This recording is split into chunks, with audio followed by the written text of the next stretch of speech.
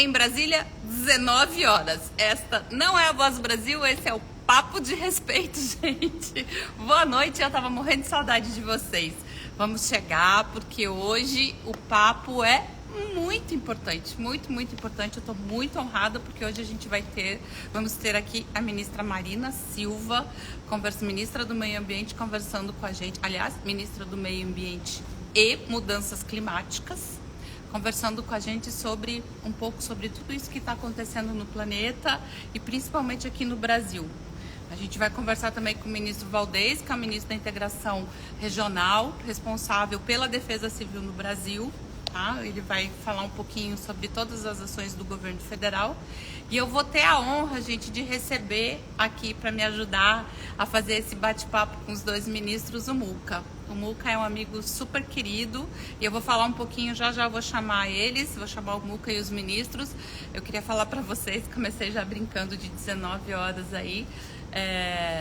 Faz um tempinho que a gente não se encontra por aqui, vocês sabem, o presidente Lula, né, o meu marido fez uma cirurgia e eu quero contar para vocês que tá assim 100% praticamente recuperado. A cirurgia foi um sucesso. Se o bichinho já trabalhava pra caramba, agora sem dor nenhuma, então segura aí, hein, moçada. Meninada aqui que trabalha com ele vai estar no fôlego aí para aguentar a correria, né? Como diz o pessoal da Bahia, como é que fala, gente? É o corre, né? O corre, isso. Então segura, semana que vem ele tá de volta lá no Planalto. A gente ficou essas 3 semanas aqui no Alvorada, de recuperação, fisioterapia e muito trabalho. Vocês sabem que por conta dessa guerra aí no Iraque, da Israel e o Hamas, foi bem tumultuado os últimos 15 dias, né? O Brasil preside o Conselho de Segurança da ONU. Enfim, recuperação e trabalho junto. Enfim, vamos lá. Hoje o Muca já tá por aí, gente? Tá aí já, meninas? Vamos chamar o Muca, então?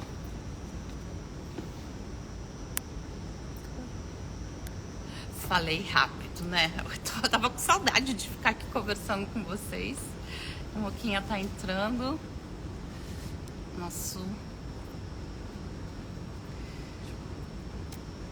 E aí, Muca? Cadê ele? Tá no suspense. Mandando um beijo pra Porto Franco, no Maranhão. Adoro o Maranhão, gente. Amo o Maranhão. Pessoal, ali, às vezes eu consigo ler. Você sabe que às vezes não é tão fácil assim pra mim ler as coisas aqui por causa do óculos. Mas, enfim, muitos coraçõezinhos. Chamando o Muca de novo. Vamos lá, gente. Hoje é sexta-feira, sextou, né? Todo o pessoal aí tá aí talvez ouvindo a gente do Happy Hour, mas é bem importante hoje a conversa que a gente vai ter. Depois, quem não conseguir assistir, vai poder, a gente deixa sempre disponível, né? Cadê o Muca? Ele tá aqui, mas não tá conseguindo entrar, não tá indo o convite. Não tá indo, Muca, o convite pra você? Mas aqui tá indo, ó. Mas não tá chegando também. Pede você então, Muca. Como que faz, meninas? Não tá chegando. Nosso primeiro problema. Nunca tivemos um problema assim. Tocantins, terra do meu amigo Paulo Vieira. Um beijo pra vocês, gente. Nunca fui pro Tocantins. Quero muito conhecer. Ele tá saindo e voltando pra descer. Óbidos ali é de... Da onde é Óbidos, gente? Tem um Óbidos no Brasil e tem um Óbidos em Portugal. Qualquer hora a gente realiza o sonho aí da sua filha, amiga. Não consegui ver seu nome, quer dar um abraço no presidente, em mim. Vamos fazer acontecer. As meninas estão... Ministros, um pouquinho, já vamos chamar vocês. Muca, sempre dá certo no Space, Muca. O que está acontecendo, meu amigo? Voltou. Ele mandou aqui também. Será que é o nosso? Será que a gente tem que começar?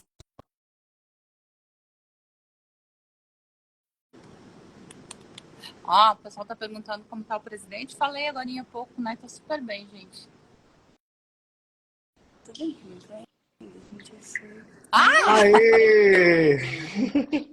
Ô, gente, que dificuldade sexta-feira. Estranho, Você né? tava terminando Estranho. a cerveja, é isso? Demorou pra entrar, tava terminando a Eu cerveja. nem bebo, né? Você sabe que eu nem bebo. Tava aqui falando assim, gente, o que tá acontecendo? Eu paguei a internet, enfim. Eu Mas estou aqui agora. Tudo bem? Tá super bem, tá tudo bem. Mas eu tava com muita saudade de fazer esse papo de respeito aqui. É um momento que a gente fala de muitas coisas, Muca, acho que você já viu alguns. E eu tô falando aqui desde as 19 horas, hora do Brasil. É muito mais legal esse aqui do que a hora do Brasil. Desculpa, é isso aí.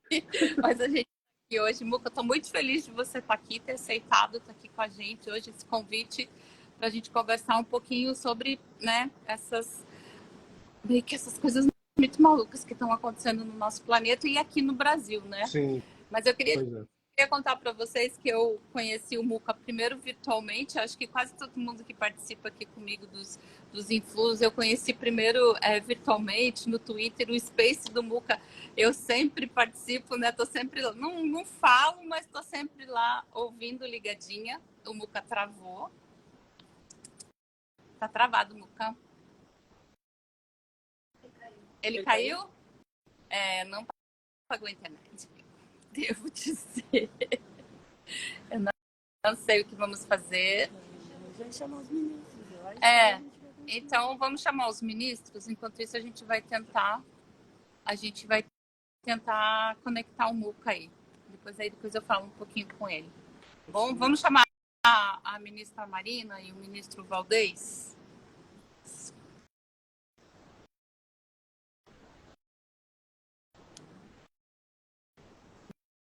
Ministra Marina, isso, tá aí. Chama de novo o Muca aqui. Vamos lá. Tô travado. E ela vai conseguir. Eles vão conseguir entrar, será? Mesmo com o Muca travado. O Muca ficou ali, ó. Descongelou.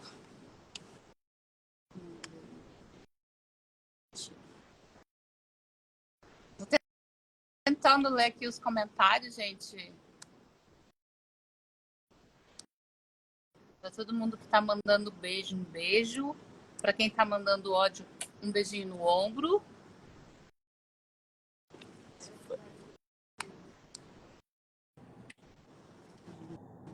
Maria, ministra. Olá, Janja, querida, tudo bem?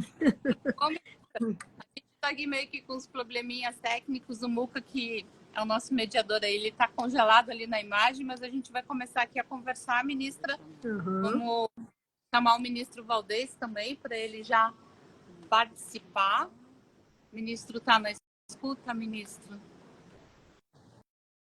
Chegou. Tá acessando. Ah, O Muca voltou. o Muca voltou.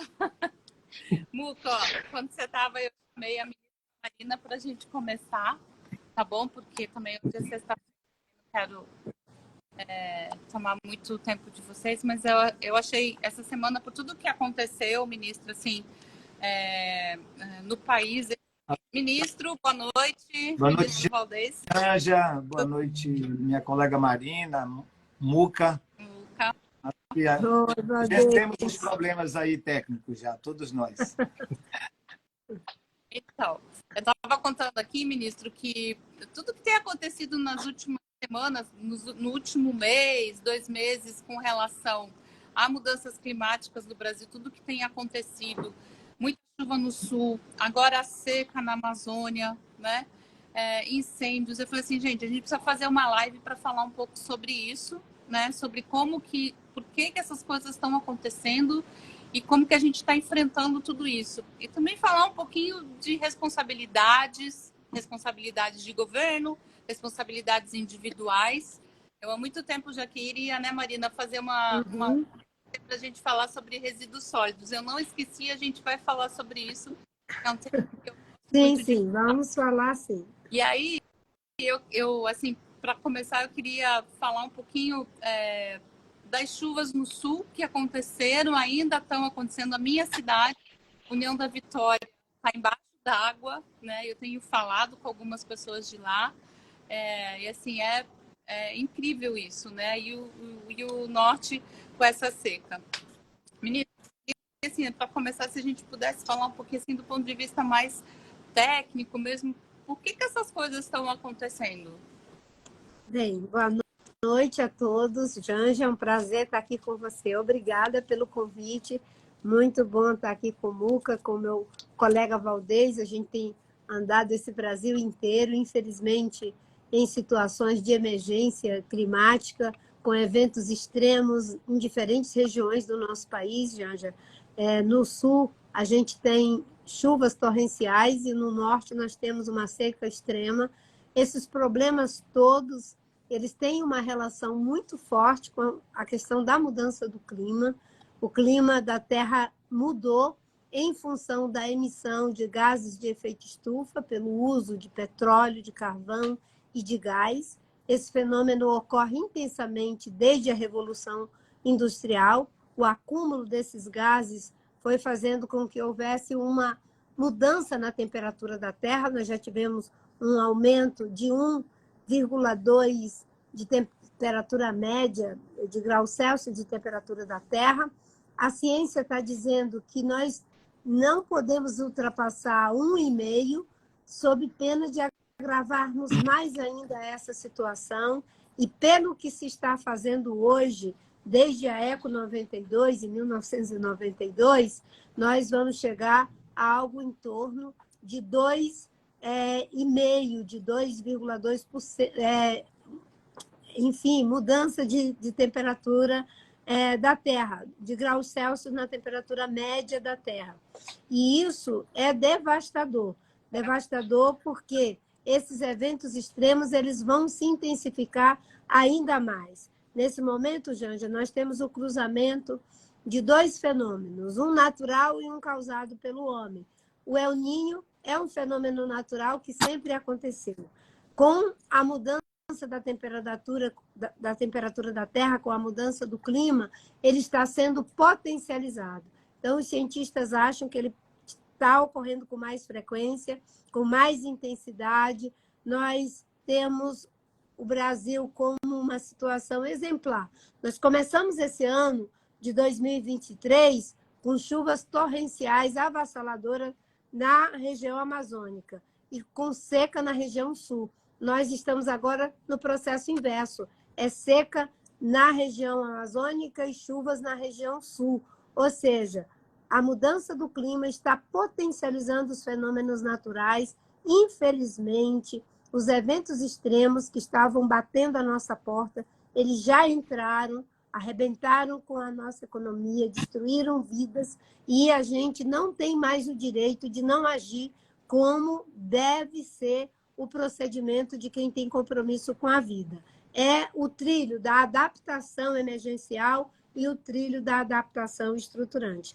Tanto eu quanto o ministro Valdez, a ministra Luciana, do Ministério de Ciência e Tecnologia, juntamente com o ministro de Transporte, ministro de Energia, todos nós temos que trabalhar um plano de adaptação emergencial e um plano de adaptação estruturante. Nós já fizemos 2 seminários sobre essa questão, desde o evento extremo que eu, Valdez, acompanhamos muito fortemente, lá em São Sebastião, em São Paulo. Quando eu saí dali, eu saí determinada a fazer, em relação à mudança do clima, aos eventos extremos, o mesmo que nós fizemos em relação ao desmatamento, que é um plano de prevenção para os efeitos deletérios dos eventos extremos. Tudo o que está acontecendo tem a ver com a mudança do clima e com efeitos terríveis no Brasil e no mundo. Queria dar boa noite à ministra Marina Silva, que eu já tive a oportunidade de entrevistar muito tempo atrás, no começo da minha carreira de jornalista, ao ministro Valdez também. E queria fazer a primeira pergunta para a ministra Marina, exatamente nessa direção da mudança climática, ministra, porque a gente vem de um período em que muita gente passou a achar interessante discutir ou questionar, ou mesmo duvidar a ciência.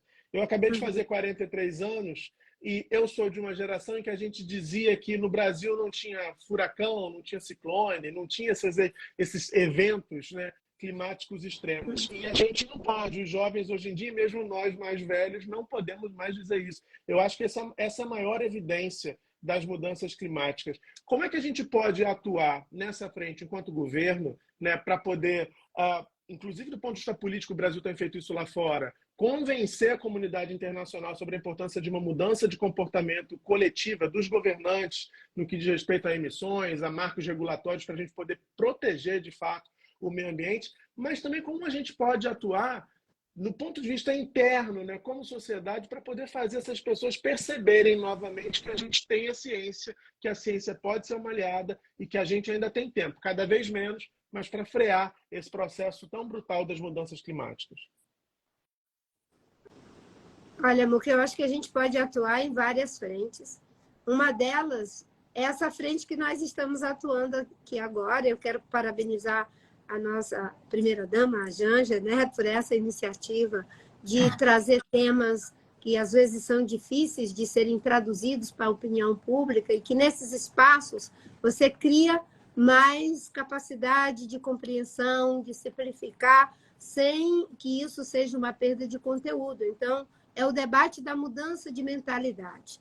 E isso é muito importante. A outra frente são os processos de regulação. As leis, sejam elas no âmbito dos estados nacionais, sejam eles os acordos multilaterais que são feitos no âmbito das convenções sobre clima, biodiversidade e desertificação. Esses acordos, eles geram compromissos que são obrigatórios, que são vinculantes, onde cada país assume o compromisso, ele tem que dar conta daquele compromisso. Então, essa é uma frente. E a outra é aquela que o presidente Lula tem se disposto a fazer e temos conseguido já alguns resultados. É a frente de liderar pelo exemplo. Se cada país decidir liderar pelo exemplo, fazendo o dever de casa, a gente vai ter uma mudança que vai ser boa para o planeta inteiro. Agora, tem uma condição básica, você não pode ser negacionista. Esse tema que você levantou, tem muita gente que diz que não acredita em mudança do clima, que não acredita que existe uma crise ambiental global de proporções que pode comprometer o futuro da vida na Terra. Se você é um negacionista, fica muito difícil fazer essa conversa. E se você não tem compromisso ético com a vida, não tem compromisso ético com os mais vulneráveis, também essas ações vão ficando cada vez mais demoradas e vão sendo proteladas. Só para você ter uma ideia, o principal vetor de emissão de CO2, como eu já falei, é carvão, petróleo e gás. Vai chegar um momento que o mundo vai ter que diminuir, né, o uso de combustível fóssil, porque essa é a principal razão pela qual se está destruindo as condições que sustentam a vida no planeta. Mas, no caso do Brasil, qual é o nosso principal vetor de emissão de CO2? O Brasil é o 6º maior emissor de CO2 do mundo. Em primeiro lugar vem a China, em segundo lugar vem os Estados Unidos, depois a União Europeia. O Brasil está em 6º, 7º lugar. Agora, o nosso principal vetor é transformação do uso da terra e desmatamento. O desmatamento é responsável por algo em torno de 53% das emissões brasileiras. E o presidente Lula tem compromisso de desmatamento zero. Só nesses primeiros 6 meses, de 9 meses de governo, quase 10, nós já conseguimos uma redução de 49,5% do desmatamento na Amazônia. Estamos trabalhando para conseguir isso em todos os biomas. É isso que é liderar pelo exemplo. A gente pode falar, a gente pode regular, a gente pode debater, mas se a gente não fizer a aterrissagem, a gente não vai conseguir socorrer a vida no planeta. Eu queria falar um pouquinho, até perguntar para o ministro Valdez, porque a gente percebe quando tem alguma desses eventos climáticos, como as enchentes que foram no sul ou a seca no norte, ministro, a gente vê que são as populações mais vulneráveis que sofrem, né? Isso a gente sempre... É histórico isso, né? Mas hoje a gente está percebendo com as mudanças climáticas que não só mais a população vulnerável que sofre, aquela que está que mora na beira do rio ou que mora em lugares onde é possível ter um deslizamento de terra. Mas eu vi lá no Rio Grande do Sul uma cidade inteira devastada, né? Ali não teve classe social, foi a cidade inteira devastada. Eu queria que o senhor falasse um pouquinho também sobre isso, ministro. O que o senhor está vendo por aí, acompanhando, e de que forma que as ações do governo têm conseguido acalentar um pouco a vida dessas pessoas?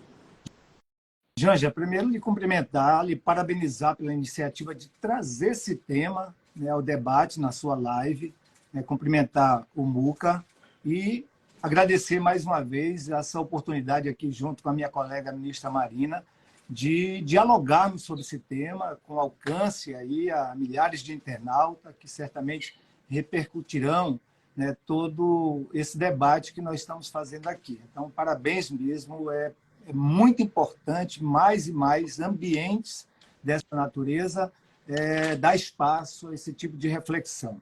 Segundo, é fato que a ministra Marina já colocou, nós estamos vivendo com mais frequência e mais intensidades esses eventos, ou por falta ou por excesso de água. Nós tivemos esse ano, já ao mesmo tempo no Brasil, mais de 1.700 municípios vivendo situação de emergência decretada e reconhecida pelo governo federal, merecendo, logicamente, toda a mobilização do governo sob a liderança do presidente Lula, da forma mais transversal necessária possível. E você coloca uma coisa que é fato.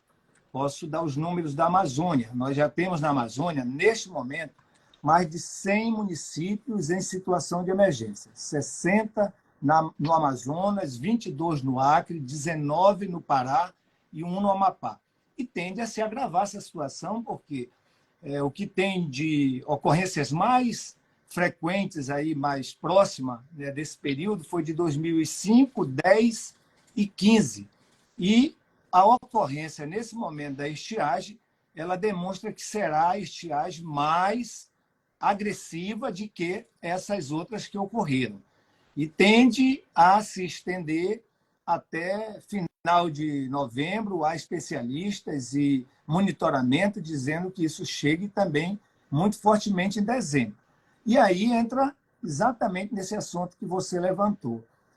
Não são mais somente as pessoas que vivem em área de risco, altíssimo risco, vítimas da questão da falta ou do excesso de água, dos eventos que ocorrem extremos. Então, hoje, em locais bem estruturados, que nunca viveram situação de emergência, estão sendo obrigados a lidar com essas situações. Às vezes ceifando vidas, ceifando patrimônio, né, dificultando toda a vivência das pessoas, os negócios das pessoas. Então, isso é muito sério. Nós certamente ainda iremos ter, né, esses eventos pelos indicativos do El Niño se reproduzindo em 2023, 4 e 5, não só o aquecimento do Atlântico Norte, mas também a situação do Pacífico, e isso se juntando com mudanças climáticas, obviamente que causa todo esse transtorno. Então, o que é que ocorre na Amazônia especificamente? A Amazônia os estados do norte já são os estados com menor indicador de desenvolvimento humano. A pandemia empurrou essas situações desses indicadores ainda mais gravemente. Tudo é muito mais difícil na Amazônia, certo? E agora, o aquecimento deste ano, a estiagem desse ano ainda vai tornar a situação mais desafiadora. São algumas centenas de milhares de pessoas que, para chegar água, para chegar combustível, né, para uso mais próximo ali das comunidades, para chegar comida, é desafiador. A gente tem que mobilizar dezenas de ministérios. Agora mesmo, eu e a ministra Marina, a gente está com muita frequência, várias vezes no dia, tratando, com vários outros colegas e ministros. Só na Amazônia nós já temos mais de 12 ministérios envolvidos já para assistir a população amazônica, junto com governos estaduais e junto com prefeituras, né? Tudo que pode ser feito pelo governo federal está sendo empreendido para assessorar prefeitos na elaboração de projetos, de planos de trabalho, para apresentar ao Ministério do Planejamento, né, as demandas, e o presidente Lula autorizando a poder ter crédito extraordinário para resolver o problema de ajuda humanitária. Enfim, então a mobilização é uma força realmente que movimenta dezenas de ministérios, de ministros, de equipe, nas mais diversas políticas públicas, mais diversas. Eu aqui respondo pela questão da defesa civil. Então, ajuda humanitária, restabelecimento e reconstrução.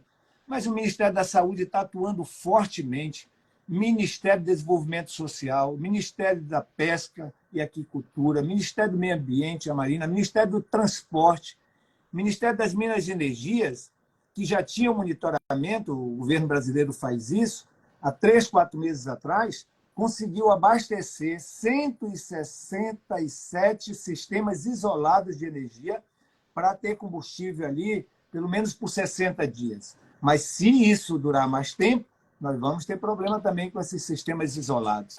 O Ministério de Portos e Transporte fazendo dragagens já de parte no Rio Madeira e outros canais para ver se consegue repor algum tipo de navegabilidade. Então, é um desafio hercúleo, certo? Na Amazônia é desafiador. O sofrimento... Quem mora no sul, né, e não interage muito com esse assunto da Amazônia, né? As comunidades na Amazônia, a comunicação é feita basicamente pelos rios, e esses rios estão secos, né? Eles secaram, tem comunidades isoladas lá. Eu acho que é super importante falar disso, que a Janja falou aqui, porque o Brasil é grande demais, e por ser grande, às vezes fica a sensação de que a gente está distante demais também de algumas realidades, e isso não nos afeta. Mas isso é um equívoco. Primeiro porque somos um país, né? Somos uma nação. É nessa hora que a gente vê quem é patriota de verdade e quem é patriota só de rede social.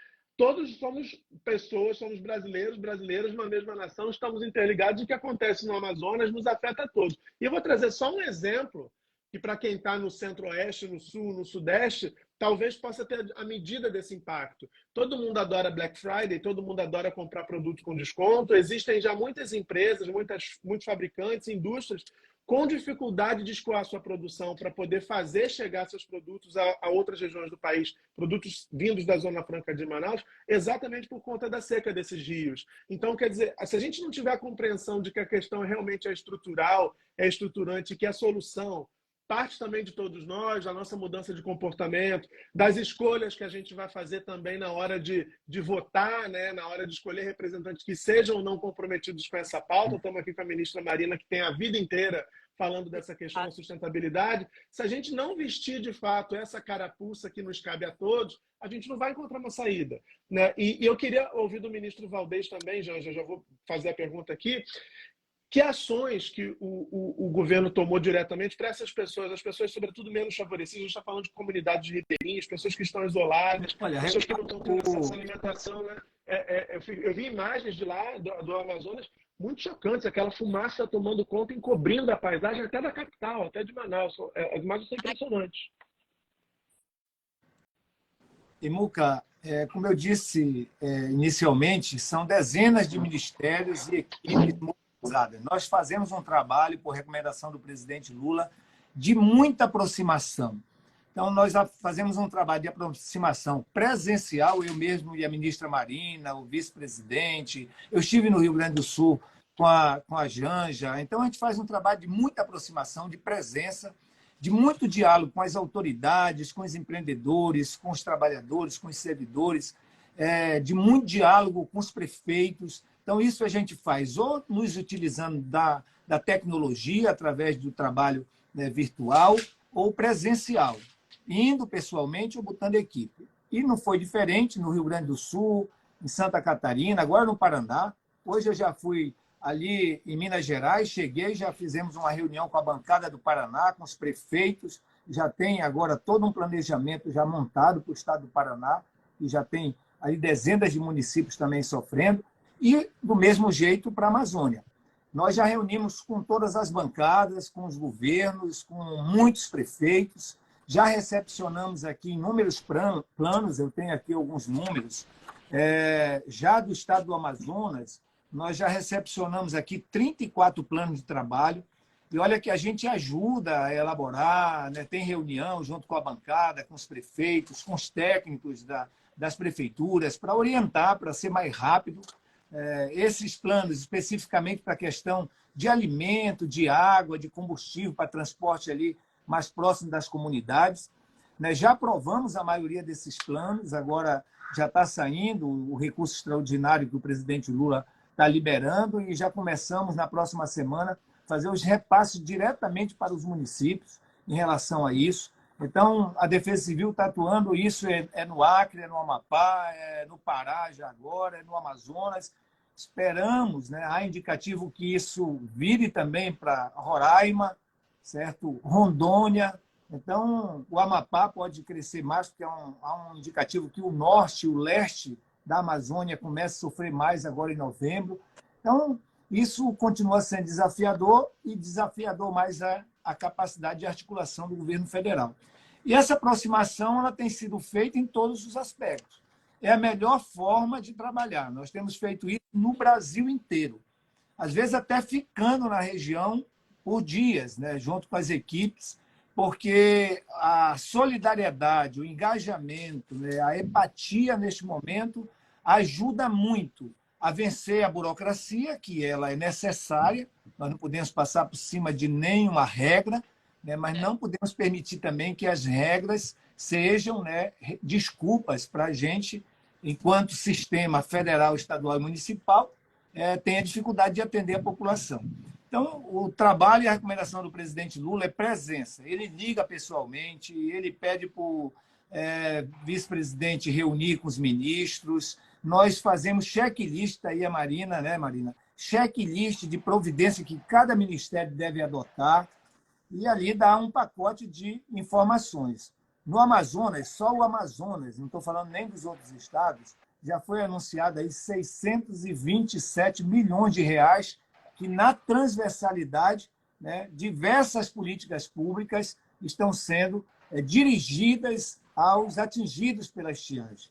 Até antecipar, priorizar a liberação de emenda dos parlamentares federais do Amazonas, como fazemos também para outros estados, tudo isso é discutido pelo presidente Lula, pelo vice-presidente Alckmin, pela nossa equipe, né, da esplanada do Ministério, para sermos mais ágeis, né, e chegar realmente o apoio, como tem chegado, mesmo que eu vou continuar registrando. O desafio na Amazônia é muito grande, muito grande. Nós agora temos uma aeronave lá que vai levar cesta de Manaus para Tabatinga, para de Tabatinga depois distribuir com pequenas embarcações, se for possível, pequenos cascos, lanchinhas, e até, dependendo da situação de alguma comunidade muito isolada, com pessoas correndo risco de segurança alimentar, usar helicóptero para levar até aquela comunidade. Cestas então, você vê, o plano de contingência ele é, né, capaz de responder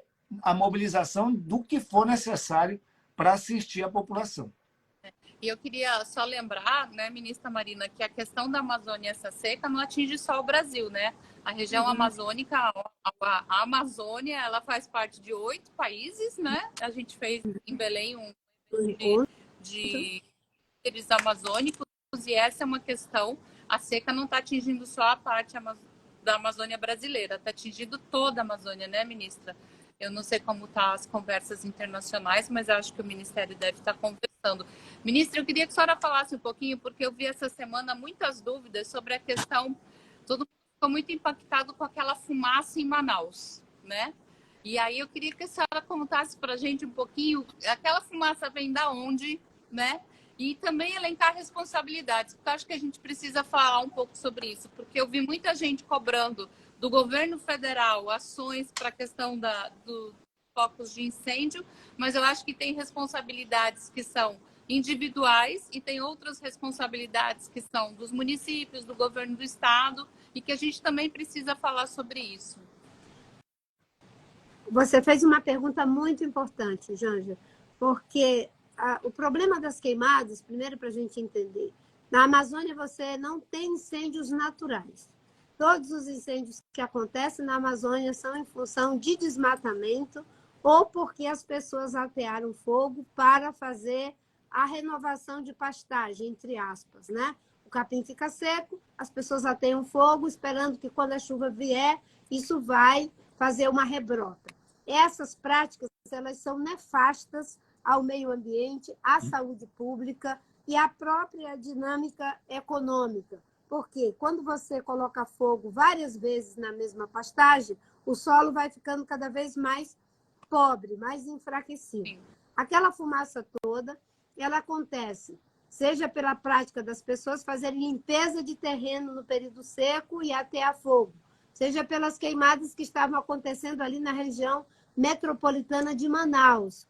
A região metropolitana, aquilo ali é responsabilidade do governo do estado e da prefeitura, mas o governo federal, como disse a Janja, está sendo solidário, mesmo não sendo da responsabilidade do governo federal. Nós mandamos cerca de 280 brigadistas, nós mandamos 4 técnicos em planejamento para ajudar a fazer planejamento de fogo, de combate a fogo, porque isso não é uma coisa que seja feita de qualquer maneira. A Força de Segurança Nacional mandou algo em torno de 30 e poucas pessoas também, e nós estamos também já com aeronaves para fazer esse combate de fogo. Graças a Deus, com todo o nosso esforço, estava difícil conseguir debelar o fogo, porque havia queimadas ali no município de Careiro, ali no município de Altazes. Nós tivemos também uma queima no município de Iranduba. Toda essa fumaça, ali a planície, ela não tem como dispersar muito rapidamente a fumaça. Ela ia se acumulando em cima da cidade, com prejuízo para a saúde, problemas respiratórios, com pessoas idosas, com crianças. É um esforço enorme. Agora, uma coisa que eu queria dizer para vocês é que nós, do governo federal, agimos de forma previdente, porque aquilo que se evita, as pessoas não veem. O desmatamento no estado do Amazonas, nós conseguimos fazer uma queda de 64%. Isso. A média na Amazônia inteira foi uma queda de 49,5%. No estado do Amazonas, a queda foi de 64%. Agora, você imagina, se tivesse continuado no mesmo ritmo do governo anterior, nós tínhamos uma situação de completo apocalipse. Mesmo com todas aquelas queimadas, e aí são os dados do satélite, você tem que olhar as informações para não dizer que somos nós que estamos... Não, nós tivemos ali uma diminuição nos focos de incêndio no estado de algo em torno de 14%. E aí a gente já tem toda a razão. É preciso que as responsabilidades sejam vistas no sistema, o que é do governo federal, do estado, do município e principalmente da população. Não adianta você pensar, não, eu sou apenas mais um que estou tocando fogo aqui no lixo do quintal, limpando o meu terreno ou botando fogo no roçado. Quando soma tudo isso, é aquela fumaça toda que nós podemos ver e que é terrível. Agora, tem muito incêndio que é criminoso, tem muita gente que faz de propósito, tem muita gente que quer mesmo avançar com a degradação sobre a floresta para fazer a ocupação indevida de área. E, nesse caso, aí é o trabalho de inteligência que tem que ser feito pela Polícia Federal, que vai responsabilizando aqueles que fazem os incêndios criminosos e trabalhando para mudar a cultura. Uma coisa que eu vou dizer aqui para encerrar, né? Tem uma lei, né, que é a Lei de Manejo do Fogo.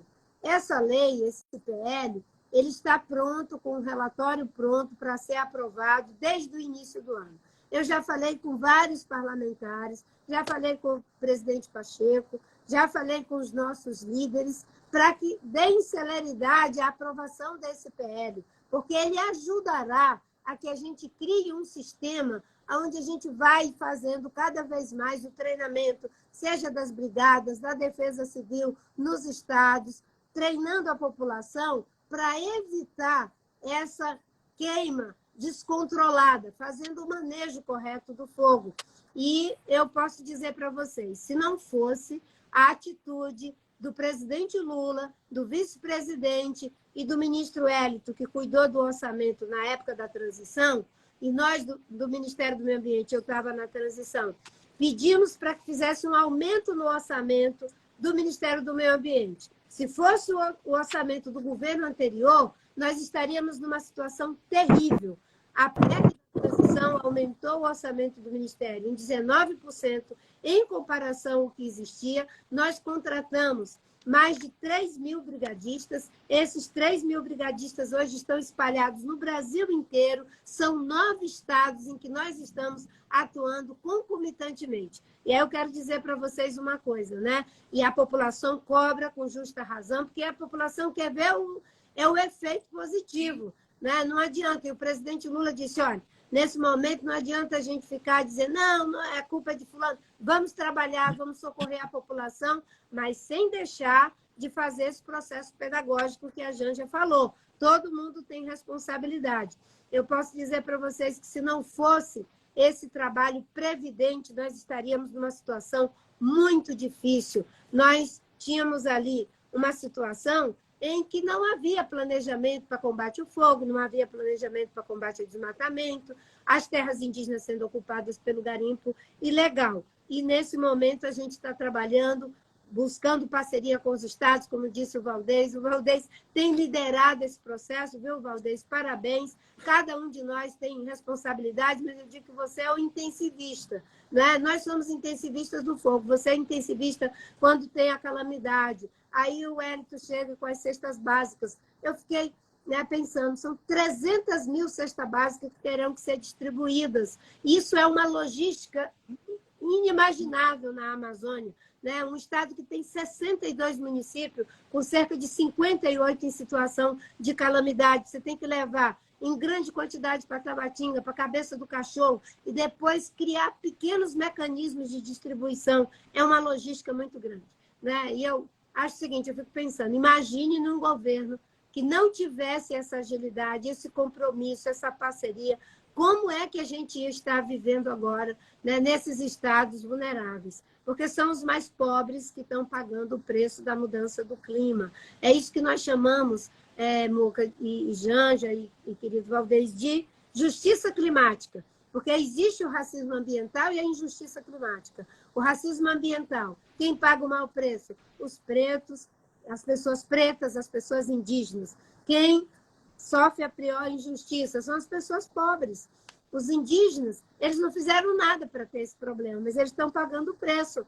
Lá em São Sebastião, as pessoas que estavam nas encostas são pessoas simples, humildes do povo, que viram suas casas serem soterradas. Por isso que nós vamos trabalhar, né, Valdez? Estamos trabalhando. É isso. A prevenção e, ao mesmo tempo, a emergência. A prevenção é mais complexa, é difícil, porque isso não existe no mundo. Né? Um programa de adaptação preventiva. Nós estamos ousando fazer, e se Deus quiser, né, o presidente Lula vai poder, na COP30, dizer que o Brasil tem um plano de prevenção emergencial e um plano de prevenção estruturante aos efeitos deletérios da mudança do clima e dos eventos climáticos.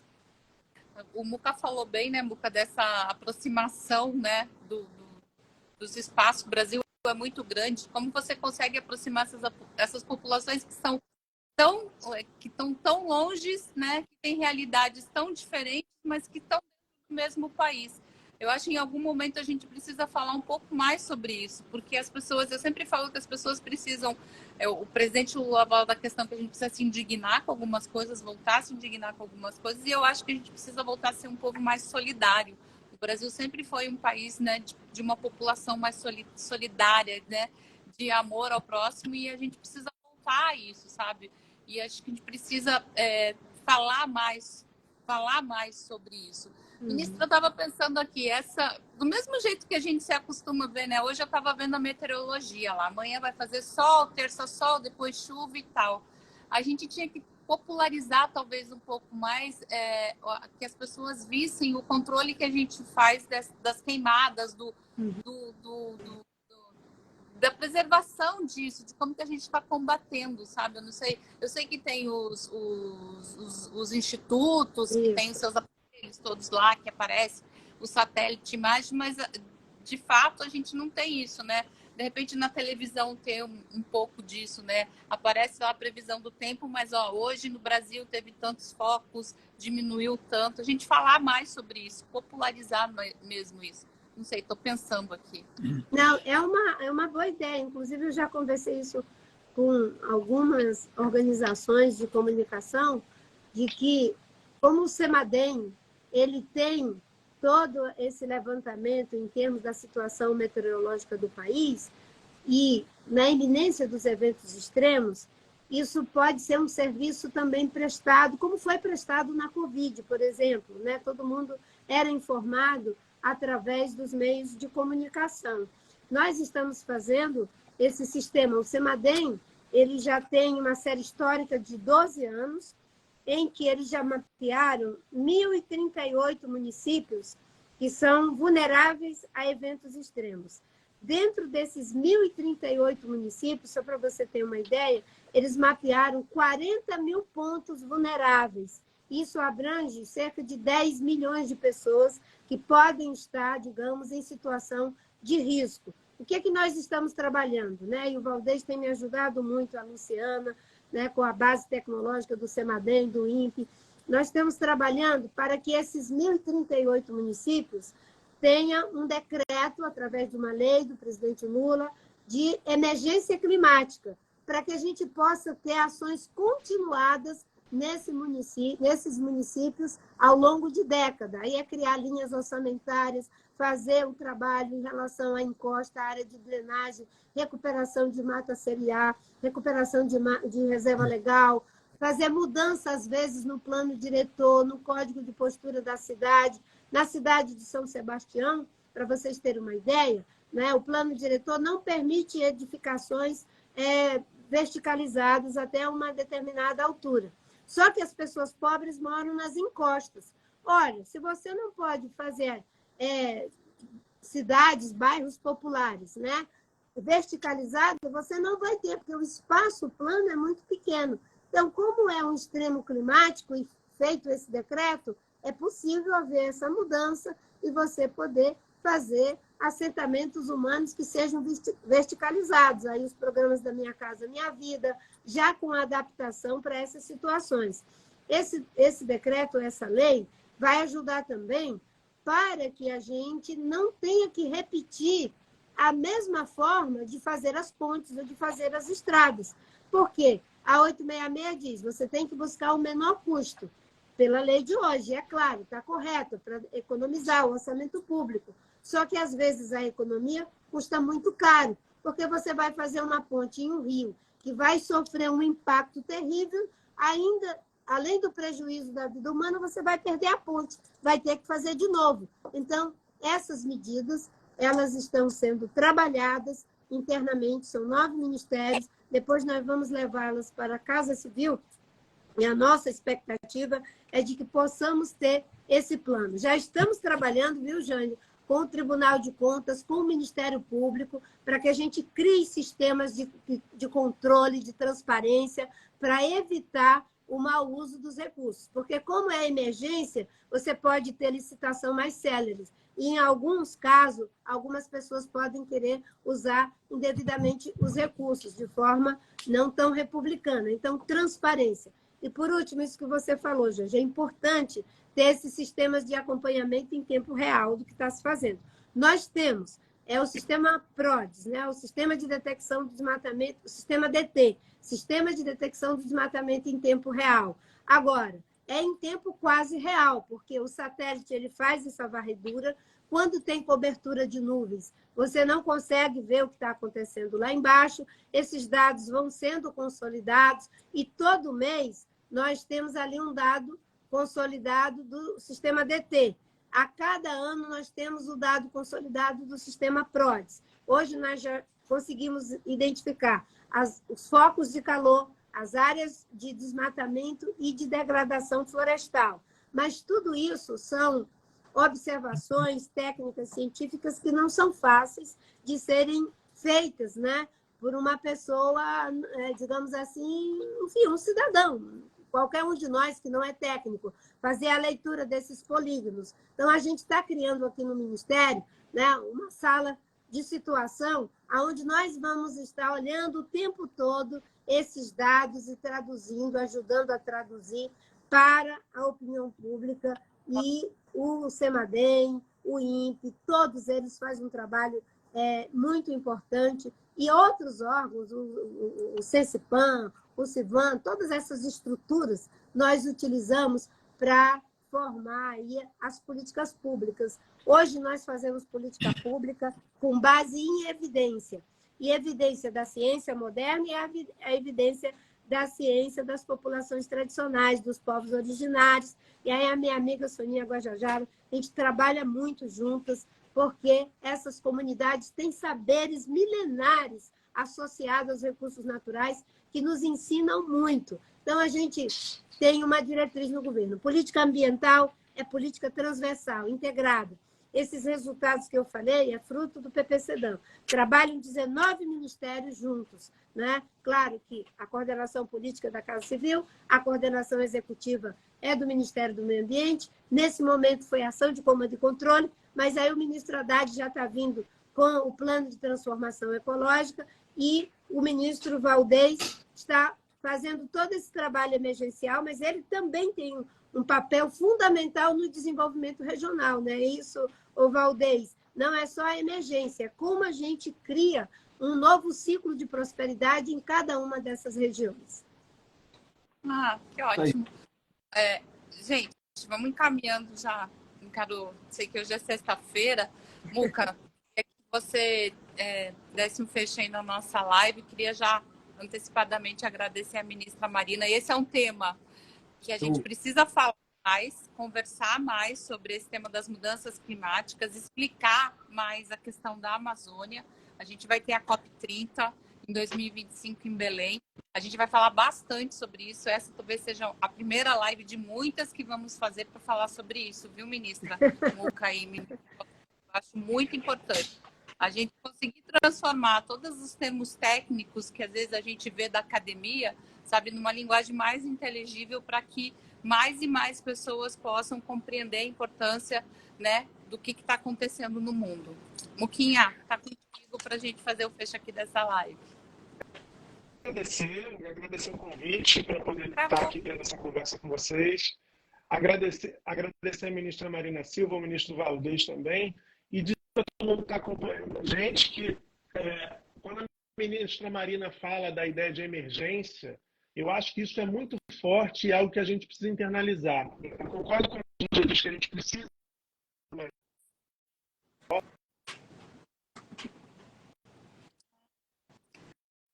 O Cata está seguindo o show. Eu não estou ouvindo a Janja direito. Vocês estão me ouvindo? Não? Não, tá falando, não, tá muito ruim sua chamada, Muca, mas vai, segue. Agora acho que pegou. Não tá dando. Melhorou agora? Acho que vamos despedir. Melhorou? Melhorou, vai. Então, eu queria só pegar o gancho da emergência. Quando a ministra falou dessa questão da emergência, eu acho que não está dada para todo mundo essa percepção de que a gente vive um contexto de emergência climática. E eu acho que essa é uma revolução cultural que precisa ser feita. A gente precisa discutir muito mais essa questão, porque o que é uma emergência? Você está num prédio, o prédio pega fogo, o seu padrão de comportamento tem que ser outro. Não é o mesmo, você não vai lidar, está pegando fogo o prédio, vou continuar seguindo a minha vida aqui. O planeta é esse prédio. Essa é uma imagem que a Greta Thunberg fez, e eu acho muito feliz. O planeta é esse prédio em emergência, esse prédio que está pegando fogo. E a gente está continuando a viver como se não tivesse acontecendo nada, tocando a vida em frente como se estivesse ignorando essa realidade que é uma necessidade, uma realidade de emergência. Então, acho que a gente precisa sim discutir isso muito mais, essa cultura da prevenção, né, e da ação diante, as ações de enfrentamento às mudanças climáticas, eu acho que ela é fundamental para que a gente possa reverter esse quadro que é sim muito ameaçador. Não gosto de ser alarmista, mas a cada ano que passa a gente vê que é mais difícil a gente conseguir enfrentar e reverter os efeitos danosos da ação do homem sobre o planeta. Então, muito importante a gente falar dessas questões, e queria dizer que é muito importante saber que o Brasil voltou a ocupar um espaço de protagonismo nas discussões climáticas na esfera internacional, na esfera multilateral. O Brasil é um país que tem uma liderança, ele ocupa essa liderança exatamente por conta de todo o contexto da floresta amazônica. É muito bom a gente saber que a gente voltou a ter um governo comprometido com isso, porque é isso que faz a diferença, é isso que vai determinar se a gente vai conseguir efetivamente convencer grandes potências que são historicamente os maiores emissores de CO2 na atmosfera, a dar as mãos para a gente poder fazer esse enfrentamento. Então, estou muito feliz. Muita gente aqui, eu vi alguns comentários, muita gente muito equivocada, né? Muita gente dando close errado, como eu gosto de dizer. Mas eu acho que isso é falta de informação. E o nosso papel é exatamente trazer mais informação para ter a esperança de que as pessoas bem intencionadas se informem e tomem consciência do desafio enorme que todos nós temos pela frente. Não é um desafio da Marina, não é um desafio do Valdez, não é um desafio da Janja, nem do Lula, nem muito menos meu. É de todos nós do planeta todo. Eu acho que a gente precisa estar junto para poder vencer essa parada. Obrigado, Janja. Obrigado, ministra Marina, ministro Valdez. Foi muito boa essa nossa conversa. Obrigada, ministra. Obrigada, ministro. Bom final de semana. Continuamos, seguimos. Eu acho que, como o Muca disse, essa é uma responsabilidade de todos nós. Vamos falar mais sobre isso e eu quero agradecer muito a participação de vocês aqui. Vou contar com vocês para outras lives. Tá bom? Obrigada, Janja. Parabéns. Muito bom. Estamos aqui sempre à disposição. Estamos encerrando, tá, Janja? Um beijo, ministro. Valeu, obrigado. Tá. Um minutinho. Tchau, Muquinha. Beijo. Tchau. Gente, Beijo. Um abraço. aqui atrás, ó, tá caindo a maior chuva, que essa chuva vá lá para a Amazônia, que os nossos rios encham, que os rios da Amazônia possam voltar à sua normalidade, que a população da Amazônia consiga ter um pouco de tranquilidade, que a população do Sul também tenha mais tranquilidade, que o mundo possa viver um pouco mais de paz. Eu acho que essa é a palavra que eu quero fechar essa live. Paz, gente, paz.